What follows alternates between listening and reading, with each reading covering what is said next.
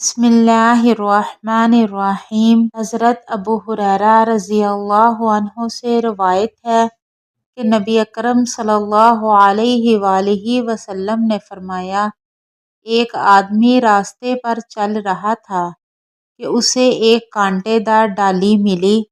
اس نے اسے راستے سے ہٹا دیا۔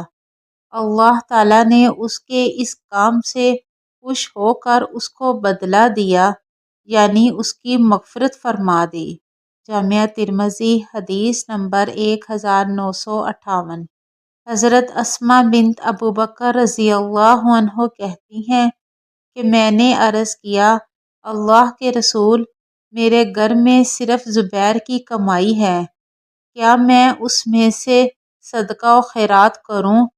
آپ صلی اللہ علیہ وآلہ وسلم نے فرمایا، ہاں، صدقہ کرو اور گرہ مت لگاؤ، ورنہ تمہارے اوپر گرہ لگا دی جائے گی۔ اس کا مطلب یہ ہے کہ شمار کر کے صدقہ نہ کرو، ورنہ اللہ تعالیٰ بھی شمار کرے گا اور برکت ختم کر دے گا۔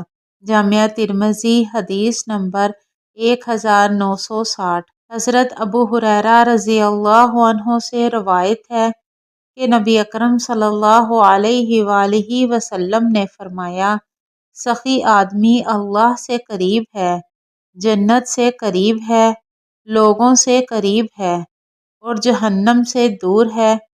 بخیل آدمی اللہ سے دور ہے، جنت سے دور ہے، لوگوں سے دور ہے اور جہنم سے قریب ہے۔ جاہل سخی اللہ کے نزدیک بخیل عابد سے کہیں زیادہ محبوب ہے۔ جامعہ ترمذی حدیث نمبر 1961۔